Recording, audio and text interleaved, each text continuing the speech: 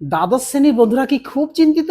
সেই চিন্তারই মুশকিল আসান করবো আজকে আমি এই ভিডিওর মধ্যে দিয়ে। কোন ভিডিও না, আজকে ফোর্থ সেমিস্টার জিওগ্রাফি সাবজেক্ট কোন বই থেকে শেয়ার করব ঠিক এই বই থেকে, দ্বাদশ শ্রেণী আধুনিক ভূগোল চতুর্থ অর্থাৎ ফোর্থ সেমিস্টার সমরেন্দ্রনাথ মোদক।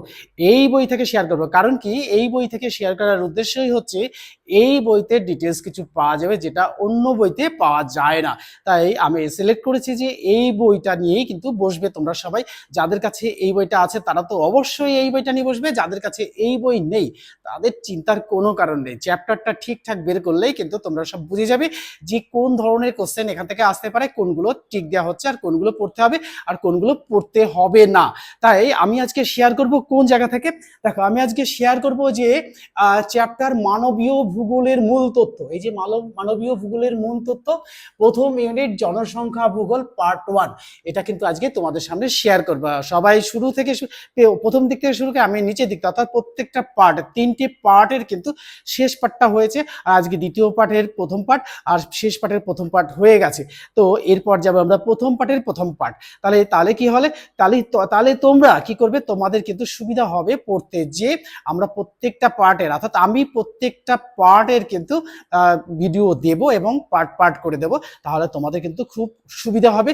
আর এখান থেকে যে লাইন তুলে যে প্রশ্নগুলো হবে সেই প্রশ্নগুলোই কিন্তু তোমাদের সামনে শেয়ার করব, যেগুলো নাকি ফোর্থ সেমিস্টারের পক্ষে খুবই গুরুত্বপূর্ণ ভূমিকা পালন করবে। তাই আমি বলবো যে ফোর্থ সেমিস্টারের জন্য তোমরা একটু খাটো, আমি তোমাদের সাথে ওতপ্রোতভাবে জড়িত, একদম লতায় পাতায়, এর কোনো ভুল হবে না। আমাদের তোমাদের কাছে প্রমিস করছি যে আমি তোমাদের সাথে ছিলাম, আছি এবং থাকবো, এই প্রতিশ্রুতি দিয়েই কিন্তু আজকের এই ভিডিওটা শুরু করব। তাহলে চলো সেই ভিডিওটা শুরু করি, যেটার মধ্যে দিয়ে সফলতা আসে। দেখো, আজকে কিন্তু শেয়ারের শুরুতেই আমি বলবো যে দ্বাদশ শ্রেণী আধুনিক ভূগোল ফোর্থ সেমিস্টার সমরেন্দ্রনাথ মোদক, এই বই থেকে কিন্তু শেয়ার করব। কেননা এই বইটাই কিন্তু কি আছে, একটু ডিটেলস পাওয়া যায়। এই বইটাই ডিটেলস পাওয়া যায় বলেই কিন্তু আমি এই বইটা সিলেক্ট করেছি, যাতে তোমাদের সুবিধা হয়। কিন্তু আমি বলবো যাদের কাছে যে বই আছে, অর্থাৎ সেই বইটা নিয়ে বসলেই কিন্তু আর কোনো সমস্যাই থাকবে না। তাই আজকে শেয়ার করব কোনটা না, এর আগের দিন শেয়ার করেছিলাম আমি যে নাকি উপবিষয় ভারতের ভূগোল, এখান থেকে কিন্তু প্রথম ইউনিট শেয়ার করেছিলাম, এই যে এখান থেকে।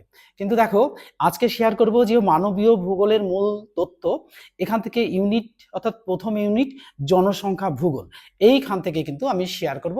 আর এখান থেকে শেয়ার করার সাথে সাথে যে কোশ্চেনগুলো আসবে সেই কোশ্চেনগুলো কিন্তু তোমাদের সামনে উত্তর সমেত শেয়ার করব। তোমাদের নতুন করে খাটতেও হবে না, আর কোনো টেনশন হবে না। আমি বলেছি যে মুশকিল আসান করব আর তোমাদের সাথে ওতপ্রোতভাবে জড়িত থাকব। তাই এই জড়িয়ে থাকবো বলার প্রতিশ্রুতি হিসেবেই কিন্তু আজকের এই ভিডিও। আর আমার এই ভিডিওগুলো পার্ট পার্ট করে কিন্তু এরকমই থাকবে, আমি ধীর গতিতে চলবো, প্রত্যেকটা পার্ট থেকেই কিন্তু চলতেই থাকবে। তোমাদের পরীক্ষা আসার আগেই কিন্তু এটা শেষ হয়ে যাবে। তাই আমি বলবো তুমি বা তোমরা সবাই আমার সঙ্গে থাকো আর বইটা নিয়ে বের করে বসো। আর যাদের কাছে এই বই নেই তারা কোনো চিন্তা করবে না, চিন্তা না করে এই মানবীয় ভূগোলের মূল তথ্য এইখানে বের করে নিয়ে বসো, দেখবা কিন্তু পেয়ে যাবে। তা আমি চলে যাবো 178 পাতায়। এই 178 পাতায় গেলেই কিন্তু আমি এখান থেকে শেয়ার করবো, পাই টু পাই পড়বো। আর পড়ার পর এখান থেকে যে সম্ভাব্য কোশ্চেনগুলো হবে সেই কোশ্চেনগুলো শেয়ার করে দেবো, তাহলে তোমাদের আর নতুন করে পড়তে হবে না। তাহলে কিন্তু এখান থেকেই পেয়ে গেছি আমরা এই পাতাতে। আমি কিন্তু এখনো কিছু শেয়ার দাগ দিইনি, তো এখানে কিছু বড় কোশ্চেন দাগিয়ে রেখেছি, কিন্তু আমি তার আগে কিন্তু এটা পড়বো সুন্দর করে। দেখো, আমি পড়ার সাথে সাথে চলে এসেছি এখানটায়, চলে এসে দেখো মানবীয় ভূগোলের মূল তথ্য। দেখো, এই যে এখানে প্রথমেই বুঝতে হবে যে এই পরিব্রাজন, তার আগে দেখো একটা কথা দিয়েছে, বিশ্ব জনতত্ত্বের অর্থাৎ জনতত্ত্বের পরিবর্তনে পরিব্রাজনের প্রভাব। আর হ্যাঁ, ম্যালথাসীয় জনসংখ্যা বৃদ্ধি তত্ত্ব, কাম্য জনসংখ্যা, স্বল্প জনসংখ্যা ও জনকীর্ণতার ধারণা।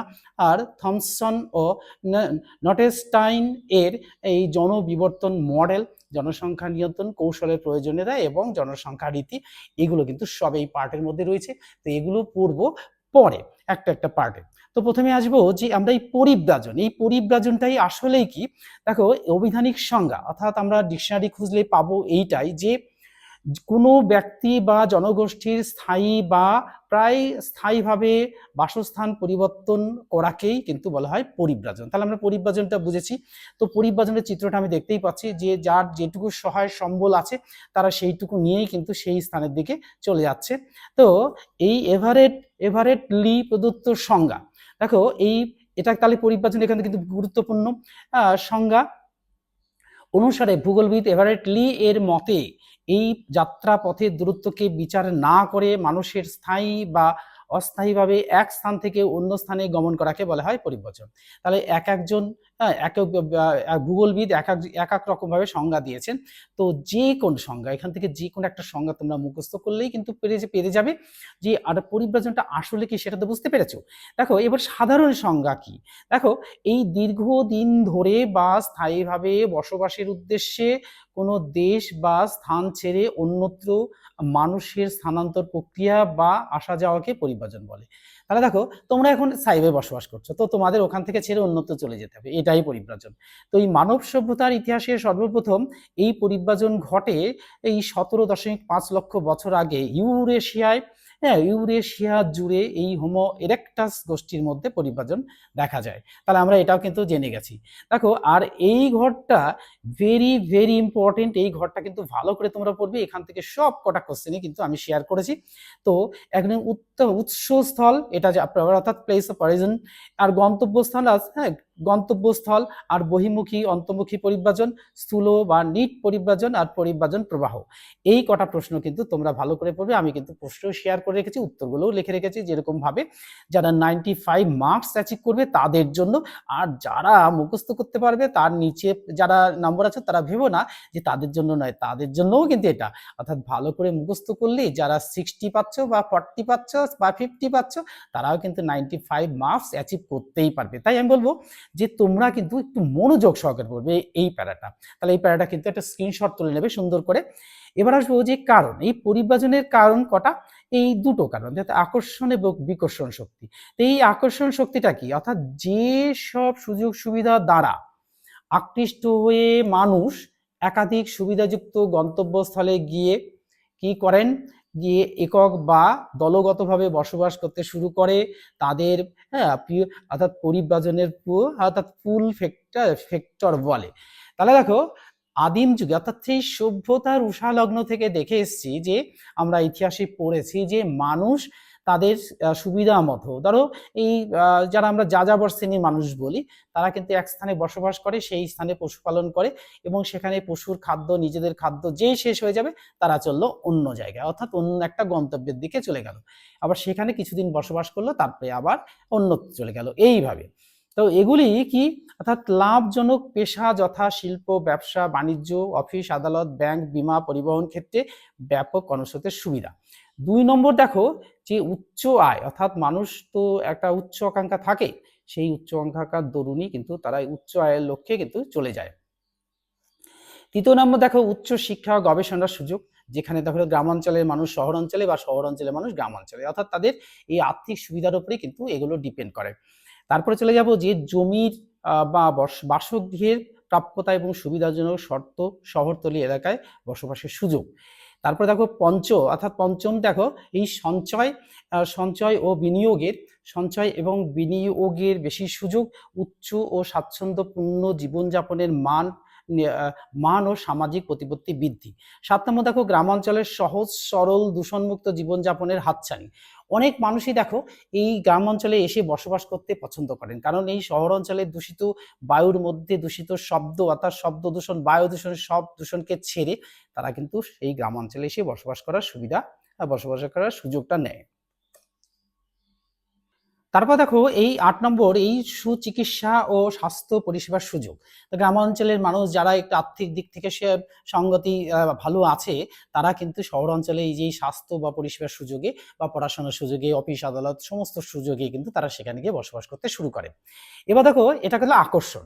তাহলে এই আকর্ষণ বুঝতে পারলো তো, আকর্ষণ কি, কোন আকর্ষণ, যেমন চুম্বক লোহাকে আকর্ষণ করে, এই রকম কিন্তু মানুষকে গ্রামাঞ্চল, শহরের মানুষকে শহরের মানুষকে আর গ্রামাঞ্চল শহরের মানুষকে আর কি করে, আর শহরের মানুষ গ্রামাঞ্চলের মানুষকে আকৃষ্ট করে, এইটাই বলে আকর্ষণ শক্তি। আর এই বিকর্ষণটা কি? দেখো, বিকর্ষণ হচ্ছে উৎসস্থলের যেসব প্রতিকূল কারণে মানুষ স্থান ত্যাগ করে উন্নত একক এবং দলগতভাবে বসবাস করতে শুরু করে, তাদের এই পরিব্রাজন পুশ ফ্যাক্টর বলে। তাহলে এগুলি হলো কি কি, এটা ইম্পর্টেন্ট, আর এটাও কিন্তু ইম্পর্টেন্ট। এগুলি হলো দেখো, বিবাহ বা বিবাহের পর পারিবারিক অশান্তি, এর জন্য কিন্তু মানুষ উন্নত চলে যায়।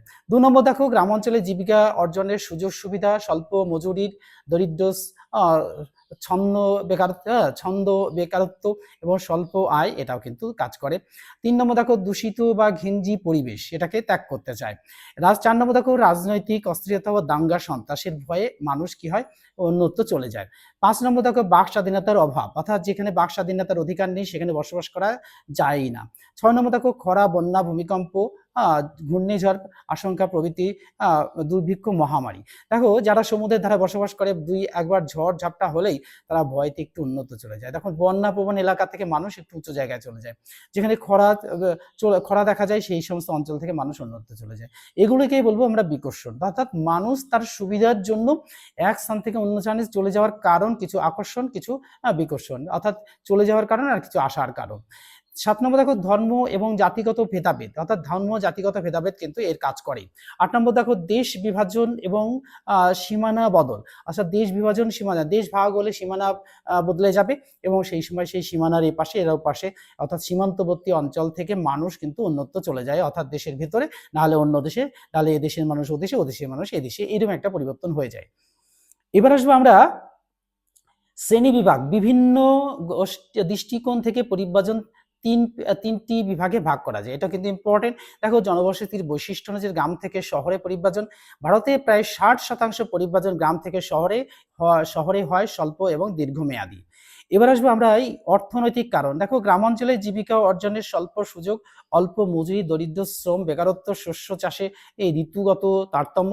দেখো, ঋতু, এবার দেখো, এই যে এই বছরটা গেল, এই বছরটা দেখো ঋতু, অর্থাৎ বৃষ্টিটা ছাড়ছেই না, দেখো শীত আসছেই না, দেখো বাজারে সবজির দাম আকাশ, তার সঙ্গে সঙ্গে এমন শীতকাল শেষ হয়ে গেছে, এরকম একটা পরিস্থিতি বাজারে তৈরি হয়েছে।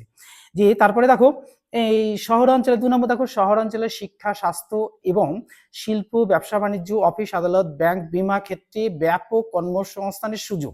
তাহলে এই সুযোগে কিন্তু গ্রামাঞ্চল থেকে মানুষ কিন্তু শহরাঞ্চলের দিকে চলে যায়। এবার আসবো কিছু সামাজিক কারণ। এই সামাজিক কারণের মধ্যে দেখো যে বিবাহ সূত্রে, আমরা চলে আসবো যে বিবাহ সূত্রে বা বিবাহের পর পারিবারিক অশান্তির কারণে শহরমুখী পরিব্রাজন ঘটে। এবার 2 নম্বর দেখো, গ্রাম থেকে গ্রামে পরিব্রাজন, ভারতে প্রায় 10% পরিব্রাজন এই শ্রেণীর বা স্বল্প বা দীর্ঘ মেয়াদে সম্পন্ন হয়। এবার আসবো অর্থনৈতিক কারণ। দেখো, কৃষিজ সমৃদ্ধি, উন্নতশীল বা অনুন্নত দেশগুলিতে কৃষি শ্রমিক জীবিকা নির্বাহের জন্য এই ঋতুভিত্তিক বা এই দৈনিকভাবে প্রান্তিক অনগ্রসর গ্রাম থেকে সমৃদ্ধ গ্রামাঞ্চলে পরিবর্তন করে। এবার আসবো আমরা সামাজিক কারণগুলো। সামাজিক কারণটা হচ্ছে যে বৈবাহিক কারণে এই পিতৃতান্ত্রিক সমাজে মেয়েরা বিয়ের পর স্বামী গৃহ বা এই নাগা, খাসিয়া উপজাতি মাতৃতান্ত্রিক সমাজে ছেলেরা বিয়ের পর স্ত্রীর গৃহে এক গ্রাম থেকে অন্য গ্রামে চলে যায়। দেখো, এদের একটু অন্য ধরনের, আমাদের একটু অন্য ধরনের। তারপর দেখো, শহর থেকে গ্রামে পরিব্রাজন, কি কারণে? দেখো, উন্নত এবং উন্নয়নশীল দেশগুলিতে বিশেষ পরিস্থিতিতে এই পরিবর্তন ঘটে। ভারতে 10%, অর্থাৎ 10%। দেখো, অর্থনৈতিক কারণ, চাকরি থেকে অবসর গ্রহণ, চাকরি সরকারি আদেশে গ্রামে বদলি এবং হাতুড়ে ডাক্তারদের গ্রামে আয়ের সুযোগ, এটা কিন্তু খুব গুরুত্বপূর্ণ ভূমিকা পালন করে। আবার দেখো, সামাজিক কারণ, মেয়েদের গ্রামাঞ্চলে বিবাহ আর গ্রাম শহর সরল দূষণমুক্ত জীবনযাপনের হাতছানি। 3 নম্বর দেখো, গ্রাম এলাকায় ধর্মীয় আচার অনুষ্ঠান পালন। 4 নম্বর, উচ্চ জীবন এবং সামাজিক প্রতিপত্তি বৃদ্ধি। আর এবার আসবো আমরা রাজনৈতিক কারণ। দেখো, শহরে এই রাজনৈতিক অস্থিরতা, দাঙ্গা, সন্ত্রাস, দূষিত ঘিঞ্জি পরিবেশ, গ্রামের শান্ত নির্মল পরিবেশ, এই যে দুটো কারণ কিন্তু কাজ করে। এবার আসবে যে শহর থেকে শহরে পরিবর্তন। দেখো, উন্নত দেশগুলি ছোট এক শহর থেকে অন্য বড় শহরে পরিবর্তন ঘটে, অর্থাৎ মানুষ তাদের সুবিধার্থে এই ছোট শহর থেকে বড় শহরে চলে যায়, এটা কিন্তু ভারতে 10%। এর অর্থনৈতিক কারণটা কি? এক শহরের তুলনায় অন্য শহরে বেশি আয়ের সুযোগ একটা। দ্বিতীয় নম্বর থেকে দেখো, সুবিধাজনক শর্তে অন্য বড় শহরের শহরতলি এলাকায় বসবাসের সুবিধা অর্থাৎ দেখো শহরাঞ্চলে বসবাস করলে দেখো অফিস আদালত থেকে শুরু করে সমস্ত আয়ের কাজকর্মের সুযোগ কিন্তু শহরাঞ্চলে বেশি, তাই জন্য ছোট শহর থেকে বড় শহরে। এবার দেখো বড় শহরে একটা জিনিস হয়, বড় শহরে সবাই বড় লোক অর্থাৎ অনেক অর্থ সম্পদ তাদের আছে, তারা কিন্তু সবাই কিন্তু সেখানে কাজের লোক পায় না, অর্থাৎ সেই ধরনের নির্ভর করে দেখো গ্রামাঞ্চল থেকেও কিন্তু বা ছোট শহরে যারা কাজ করতো তারা কিন্তু বড় শহরে গিয়ে কাজের সুবিধা নেয় এবং অনেক অর্থ ইনকাম করে, এই সত্ত্বেও কিন্তু যায়। এবার আসবে সামাজিক কারণ, দেখো মেয়েদের বড় শহরে বিবাহ, নগর এবার 2 নম্বর দেখো নগর ও মহানগরে উচ্চশিক্ষা লাভ, তাহলে মেয়েদের বড় শহরে বিবাহ হলে তারা বড় শহরে যেতেই হবে, আর নগর মহানগরে উচ্চশিক্ষাটা ভালো সেখানে যেতেই হবে। তাই দেখো এই এই ছোট শহর থেকে বড় শহরের দিকে মানুষ চলে যায়। 3 নম্বর দেখো সামাজিক প্রতিপত্তি বৃদ্ধির সুযোগ, অর্থাৎ সামাজিক দিক থেকে যদি পড়াশোনা করে সে উচ্চশিক্ষা লাভ করতে পারে সেই জন্য কিন্তু অনেক মানুষ যায়। তারপর দেখো পরিব্যজনের মাত্রা অনুসারে, অর্থাৎ পরিব্যজন 2 প্রকার, দেখো কিরকম, আন্তর্জাতিক পরিব্যজন, এবার বলছে যে আরেকটা অন্তর্দেশীয় পরিব্যজন। তো আমরা চলে আসবো এখন আন্তর্জাতিক পরিব্যজন। এই শিক্ষা, কর্মসংস্থান ও আশ্রয়ের উদ্দেশ্যে এক দেশ বা মহাদেশ থেকে অন্য দেশ বা মহাদেশের যে দীর্ঘস্থায়ী পরিব্যজন ঘটে তাকে কিন্তু এই আন্তর্জাতিক পরিব্যজন বলে। এর ভৌগোলিক ব্যাপ্তি সবচেয়ে বেশি, তবে অবাধ নয়, খুবই নিয়ন্ত্রিত। উদাহরণ হিসাবে যে বিশ্ব ইতিহাসে বৃহত্তম আন্তর্জাতিক পরিব্যজন ঘটে দেশ বিভাজন কালে, অর্থাৎ 1947 সালে পূর্ব পাকিস্তান পশ্চিম পাকিস্তানের মধ্যে যে কারণ যেটা হয়েছিল, অর্থাৎ কারণ কি, রাজনৈতিক অস্থিরতা, গৃহযুদ্ধ, দাঙ্গা এবং সন্ত্রাসবাদ, এই একটা কারণ। দ্বিতীয় নম্বর হচ্ছে অনুন্নত বা উন্নয়নশীল দেশগুলির দুর্বল অর্থনীতি ও পেশাগত সুযোগের অভাব। 3 নম্বর দেখো নতুন ভূভাগের আবিষ্কার ও উপনিবেশ স্থাপন, এই জন্যও কিন্তু পরিব্যজন ঘটে। এবং সচ্ছল বা স্বচ্ছন্দপূর্ণ জীবনযাপনের হাতছানি, এটা কিন্তু কারণ। তারপর দেখো উচ্চ শিক্ষা এবং গবেষণার লাভ, এবং 6 নম্বর দেখো দেশের সীমানা বদল, তারপর হচ্ছে বাক স্বাধীনতার অভাব, এই সমস্ত কারণে কিন্তু এই পরিব্যজন ঘটে, আন্তর্জাতিক পরিব্যজন ঘটে। 8 নম্বর দেখো এই দরিদ্র, বেকারত্ব, দুর্ভিক্ষ, মহামারী, এটা কিন্তু আছে। এবার আসবো আমরা এই আন্তর্জাতিক পরিবহন, এগুলো সব কটা কিন্তু ভেরি ভেরি ইম্পর্টেন্ট কোশ্চেন কিন্তু তোমাদের সামনে শেয়ার করছি। এবার আসবো দেখো শিক্ষা, কর্মসংস্থান এবং আশ্রয়ের উদ্দেশ্যে একই দেশের রাজনৈতিক সীমারেখার মধ্যে এক রাজ্য বা প্রদেশ বা জেলা থেকে অন্যত্র স্থায়ী বা অস্থায়ীভাবে মানুষের যে পরিব্যজন ঘটে তাকেই বলবো আমরা এই আন্তর্জাতিক পরিব্যজন। তো উদাহরণ হিসাবে দেখো বলা যেতে পারে যে পশ্চিম মেদিনীপুর থেকে কলকাতায় বাসস্থান বদল, কারণ কি, দেশের কোনো অংশে এই জাতি, ধর্ম, বর্ণ বিদ্বেষ, দাঙ্গা এবং সন্ত্রাস, রাজনৈতিক অস্থিরতা এবং সংঘর্ষ। 3 নম্বর বিবাহ, 4 নম্বর খরা, বন্যা, ভূমিকম্পের আশঙ্কা, 5 নম্বর অন্যত্র কর্মসংস্থানের সুযোগ বৃদ্ধি, এটাও কিন্তু হয়।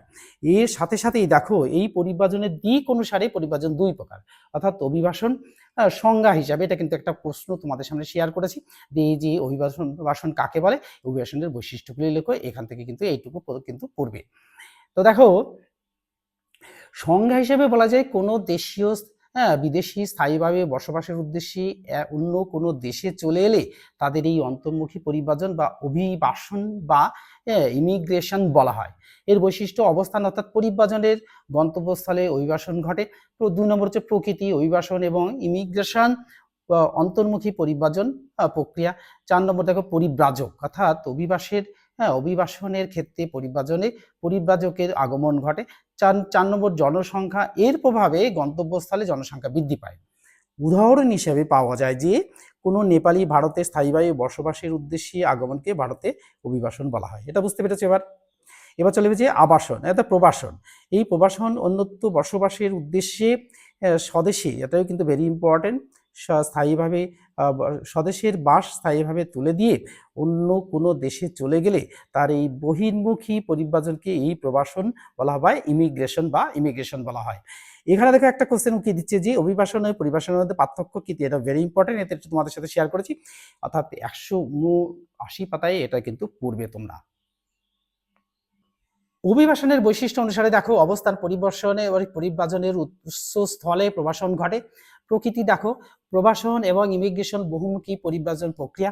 3 নম্বর পরিব্রাজক, অর্থাৎ প্রবাসনের ক্ষেত্রে পরিব্রাজকের স্থান ত্যাগ ত্যাগ ঘটে।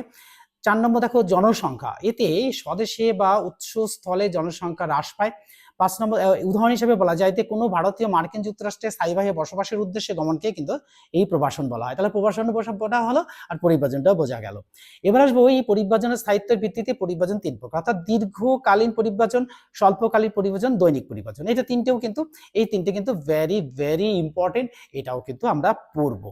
তারপরে দেখো এইখানে আসবো যে পরিব্রাজনের বাধ্যতামূলক ভিত্তি পরিব্রাজন 2 প্রকার, ভিত্তিতে পরিব্রাজন 2 প্রকার, অর্থাৎ স্বেচ্ছামূলক পরিব্রাজন। তারপরে স্বেচ্ছামূলক পরিব্রাজন মানে কি, দেখো পরিব্রাজন সম্পূর্ণভাবে নিজ ইচ্ছায় বা ব্যক্তিগত উদ্দেশ্যে স্বেচ্ছামূলক পরিব্রাজন ঘটে। বিবাহ, উচ্চতর শিক্ষালাভ, অধিক অর্থোপার্জন, উচ্চ প্রতিপত্তি প্রতিষ্ঠা, ধর্মীয় বা পারলৌকিক ক্রিয়াকলাপের উদ্দেশ্যে স্বেচ্ছামূলক প্রব্রজন ঘটে। তারপর দেখো বাধ্যতামূলক পরিব্রাজন, নিজ ইচ্ছার বিরুদ্ধে পরিব্রাজন অন্যত্র পরিব্রাজনে বাধ্য হয়ে তাকে বাধ্যতামূলক পরিব্রাজন বলে। এই দেখো রাজনৈতিক অস্থিরতা, দুর্ভিক্ষ, মহামারী, প্রাকৃতিক দুর্যোগ, ধর্মীয় নিপীড়ন এবং জাতিগত বিদ্বেষ এবং সামাজিক অসহযোগিতার জন্য এটি ঘটে। এই পরিব্রাজনের সংস্কৃতির ধরন অনুসারে পরিব্রাজন 3 প্রকার। এটা কিন্তু দেখো পরিব্রাজনটা এত ইম্পর্টেন্ট, আর এখান থেকে এত কোশ্চেন, এটা কিন্তু তোমরা সবাই ভালো করে পড়বে। দেখো এই রাজনৈতিক পরিব্রাজন অর্থাৎ রাজনৈতিক অস্থিরতা, সংঘর্ষ, অভ্যুত্থান, সন্ত্রাস প্রভৃতি ইত্যাদি কারণে সংঘটিত পরিব্রাজনকে রাজনৈতিক পরিব্রাজন বলে। 1947 সালে উদাহরণ হিসেবে বলা যেতে পারে যে 1947 সালে ভারত পাকিস্তানে প্রব্রজন। এবার আসবো যে সামাজিক পরিব্রাজন, অর্থাৎ বিবাহ, বসতি স্থাপন, এই সামাজিক আচার অনুষ্ঠান, সংস্কৃতি এবং উচ্চশিক্ষা ইত্যাদি কারণে সংঘটিত পরিব্রাজন অর্থাৎ প্রব্রজনকে এই সামাজিক পরিব্রাজন বলে। যথা যেমন দেখো উদাহরণ, সম্রাট অশোকের শ্রীলঙ্কা প্রব্রজন। তারপর দেখো এই 4 নম্বর অর্থনৈতিক পরিব্রাজন, অর্থাৎ জীবিকা, কৃষি, শিল্প, ব্যবসা বাণিজ্য, শ্রমদান ইত্যাদি কারণে এই সংঘটিত প্রব্রজনকে অর্থনৈতিক পরিব্রাজন বলা হয়। এই উদ্দেশ্যে দেখো 19 শতকে ইংরেজ এবং ডাচদের দক্ষিণ পূর্ব এশিয়ায় প্রব্রজন। এই পর্যন্তই কিন্তু আজকে পড়বো, আর এখান থেকে কিন্তু যে কোশ্চেনগুলো আসার মতো সেই কোশ্চেনগুলো কিন্তু তোমাদের সামনে শেয়ার করবো, আর শেয়ার করার সাথে সাথে কিন্তু তোমাদের এই চ্যাপ্টার থেকে অর্থাৎ যে প্রশ্নগুলো পরীক্ষায় আসার মতো সেই প্রশ্নগুলো কিন্তু করানো হয়ে যাবে, তাহলে কিন্তু তোমাদের কিন্তু খুবই লাভ হবে। তাই আমি বলবো যে এখান থেকে কিন্তু একটা স্ক্রিনশট তুলে নেবে যাতে তোমাদের পড়তে সুবিধা হয়। তাহলে কিন্তু একটা স্ক্রিনশট তুলে নিলে কিন্তু লেখাটা যথেষ্টই পরিষ্কার আছে, তবে মনে হচ্ছে যে অনেকের ক্ষেত্রে অসুবিধা হতে পারে, তো অসুবিধা একটু মানিয়ে নেবে, মানিয়ে নিয়ে কিন্তু লেখাটা পড়বে। লেখাটা যতই খারাপ হোক না কেন প্রশ্নগুলো কিন্তু খুবই কঠিন। তাই দেখো পরিব্রাজন কাকে বলে, কোনো ব্যক্তি, 1 নম্বর দেখো পরিব্রাজন কাকে বলে, কোনো ব্যক্তি বা জনগোষ্ঠী স্থায়ী বা এই প্রায় স্থায়ী বাসস্থান পরিবর্তনকে বলা হয় পরিব্রাজন। 2 নম্বর দেখো সর্বপ্রথম পরিব্রাজন ঘটে কোথায়, অর্থাৎ মানব সভ্যতার ইতিহাসে সর্বপ্রথম পরিব্রাজন ঘটে 17.5 লক্ষ বছর আগে ইউরেশীয় জুড়ে এই হোমো ইরেক্টাস গোষ্ঠীর মানুষের মধ্যে কিন্তু এই সর্বপ্রথম পরিব্রাজন ঘটে। 3 নম্বর দেখো উৎসস্থল কাকে বলে, যে স্থানে বা দেশ ছেড়ে পরিব্রাজক অন্যত্র চলে যায় তাকেই বলে পরিব্রাজনের উৎসস্থল বলা হয়। তারপর চলে যাবো আমরা পরের পাতার দিকে। পরের পাতা থেকে কিন্তু একটা স্ক্রিনশট তুলে নেবে, এবার স্ক্রিনশট তুলে নিলে কিন্তু পড়তেই সুবিধা হবে, আমি তাই বলবো স্ক্রিনশটটা তুলে নেবে। দেখো এবার আসবো যে পরিব্রাজনের গন্তব্যস্থল কাকে বলে, যে স্থানে কিন্তু বা দেশে পরিব্রাজন যাত্রা করেন তাকেই গেল পরিব্রাজন গন্তব্যস্থল বলা হয়। 5 নম্বর দেখো বহির্মুখী পরিব্রাজন বা অন্তর্মুখী পরিব্রাজন কাকে বলে, অর্থাৎ পরিব্রাজনের উৎসস্থল পরিত্যাগের ঘটনাকে বহির্মুখী পরিব্রাজন এবং গন্তব্যস্থলে আগমনের ঘটনাকে বলে অন্তর্মুখী পরিব্রাজন। এই প্রশ্নগুলো কিন্তু ভেরি ভেরি ইম্পর্টেন্ট, এটা কিন্তু বন্ধুদের মধ্যে অবশ্যই শেয়ার করবে। আমার যারা সাবস্ক্রাইবার আছো তারা কিন্তু অবশ্যই একটা করে লাইক দিয়ে দেবে, বন্ধুর মধ্যে শেয়ার করে দেবে, আর নতুন বন্ধুরা কিন্তু সাবস্ক্রাইব করবে, আর কি করবে, আর বন্ধুদের মধ্যে শেয়ার করে দেবে, তাহলে কিন্তু তোমরা উপকৃত হবে, আমি উপকৃত হবে। তারপরে কোশ্চেন দেখো 6 নম্বর স্থূল বা নিট পরিব্রাজন কাকে বলে, অন্তর্মুখী পরিব্রাজন বা অভিবাসন এবং বহির্মুখী পরিব্রাজন বা এই প্রবাসনের যোগফলকে এই পরিব্রাজন বলা হয়, আর এবং বিয়োগফলকে বলা হয় নিট পরিব্রাজন বলা হয়। তাহলে দেখো এই পরিব্রাজন প্রভাবটা কাকে বলে, অর্থাৎ এই প্রশ্নের উত্তরটা ওই পাশে খানিকটা রয়েছে, আমি চলে যাবো ওখানটায়। একটি নির্দিষ্ট সময়কালে একটি পরের পাতায় চলে যাব, পরের পাতায় কিন্তু স্ক্রিনশট তুলে নেবে, তাহলে কিন্তু তোমাদের পড়তেই সুবিধা হবে। তাই আমি বলবো একটা স্ক্রিনশট তুলে নিতে। হ্যাঁ এখান থেকে স্ক্রিনশট তুলে নাও। হ্যাঁ চলে যাব, নির্দিষ্ট উৎসস্থল থেকে একটি নির্দিষ্ট গন্তব্যস্থলের দিকে মোট যতবার পরিব্রাজন ঘটে সেই চলন সংখ্যাকে পরিব্রাজন প্রভাব বলা হয়। 8 নম্বর কোশ্চেন দেখো পরিবাজনের কারণ কত প্রকার, কি কি? পরিবাজনের কারণ 2 প্রকার, এই আকর্ষণ এবং বিকর্ষণ। 9 নম্বর কোশ্চেন দেখো এই জনবসতির বৈশিষ্ট্য অনুসারে পরিবাজন কত প্রকার, কি কি? পরিবাজন 4 প্রকার, গ্রাম থেকে শহরে পরিবাজন এবং গ্রাম থেকে গ্রামে পরিবাজন, শহর থেকে গ্রামে পরিবাজন এবং শহর থেকে শহরে পরিবাজন। 10 নম্বর কোশ্চেন দেখো পরিবাজনের মাত্রা অনুসারে পরিবাজন কত প্রকার, কি কি? পরিবাজনের মাত্রা অনুসারে পরিবাজন 2 প্রকার, যেমন পরের পাতাতে চলে যাব, পরের পাতাতে কিন্তু গিয়ে এখান থেকে স্ক্রিনশট তুলে নেবে, স্ক্রিনশট তুলে নিলে তোমাদের কিন্তু পড়তে সুবিধা হবে, তাই স্ক্রিনশটটা তুলতে ভুলবে না যেন। হ্যাঁ, চলে যাব। দেখো আন্তর্জাতিক পরিবাজন এবং অন্তর্দেশীয় পরিবাজন। 11 নম্বর কোশ্চেন দেখো পরিবাজনের দিক অনুসারে পরিবাজন কত প্রকার, কি কি? এই পরিবাজনের দিক অনুসারে পরিবাজন 2 প্রকার, যেমন হচ্ছে অভিবাসন এবং প্রবাসন। 12 নম্বর কোশ্চেন দেখো পরিবাজনের সাহিত্যের ভিত্তিতে পরিবাজন কত প্রকার, কি কি? অর্থাৎ পরিবাজনের সাহিত্যের ভিত্তিতে পরিবাজন 3 প্রকার, দীর্ঘস্থায়ী পরিবাজন, স্বল্পস্থায়ী পরিবাজন এবং দৈনিক পরিবাজন। 13 নম্বর কোশ্চেন দেখো পরিবাজনের বাধ্যকতার ভিত্তিতে পরিবাজন কত প্রকার? পরিবাজন বাধ্যকতার ভিত্তিতে 2 প্রকার, স্বেচ্ছামূলক পরিবাজন এবং বাধ্যতামূলক পরিবাজন। এবার চলে যাবো আমরা পরের পাতাতে, পরের আর একটা পাতাই হয়তোবা আছে, তাহলে কিন্তু তোমাদের সাথে শেয়ার করা সম্পূর্ণ হয়ে যাবে, আর তাহলে কিন্তু এই কোশ্চেনগুলো কিন্তু তোমাদের পরীক্ষায় আসবে। হ্যাঁ, এখান থেকে একটা স্ক্রিনশট তুলে নাও, তাহলে তোমাদের পড়তে সুবিধা হবে। হ্যাঁ, এখানে এসে দেখো যে পরিবাজনের সাংস্কৃতিক ধরন অনুসারে পরিবাজন কত প্রকার, কি কি? 14 নম্বর কোশ্চেন। অর্থাৎ এই পরিবাজনের ধরন অনুসারে পরিবাজন 3 প্রকার, রাজনৈতিক পরিবাজন এবং সামাজিক পরিবাজন এবং অর্থনৈতিক পরিবাজন। 15 নম্বর কোশ্চেন দেখো অভিবাসনের সংজ্ঞা দাও এবং এর বৈশিষ্ট্যগুলি লেখো। এটা কিন্তু 179 পাতায় তোমাদের সামনে বলেই দিয়েছি আগে, এই প্রশ্নটা কিন্তু ভেরি ভেরি ইম্পর্টেন্ট। তারপর দেখো 16 নম্বর কোশ্চেন অভিবাসন এবং প্রবাসনের মধ্যে পার্থক্য, এটাও কিন্তু এই 169 পাতায়, অর্থাৎ এই যে বইটা অর্থাৎ সমরেন্দ্রনাথ মোদকের এই বইটাতে কিন্তু 169 পাতায় কিন্তু তোমরা স্ক্রিনশট তুলে নিয়েছো। আর 17 নম্বর দেখো প্রবাসনের সংজ্ঞা দাও এবং বৈশিষ্ট্যগুলি লেখো। তাহলে এই ছিল আজকের কিন্তু এই ভিডিওর মধ্যে দিয়ে গুরুত্বপূর্ণ বিষয়, আর এই বিষয়গুলো যদি তোমরা ঠিকঠাক করে পড়ো তাহলে কিন্তু আমার মনে হয় না যে তোমাদের কোনো অসুবিধা হবে। আর অসুবিধা হলে তোমরা কিন্তু আমার কমেন্ট বক্সে লিখে জানাবে, যে কোনো অসুবিধার কি সম্মুখীন হলেই কিন্তু কমেন্ট বক্সে লিখবে। আর প্রশ্নের উত্তর যদি না বুঝতে পারো অবশ্যই আমাকে একটু জানাবে, আমি তোমাদের সামনে কিন্তু সেই কোশ্চেনগুলো নিয়ে শেয়ার করবো।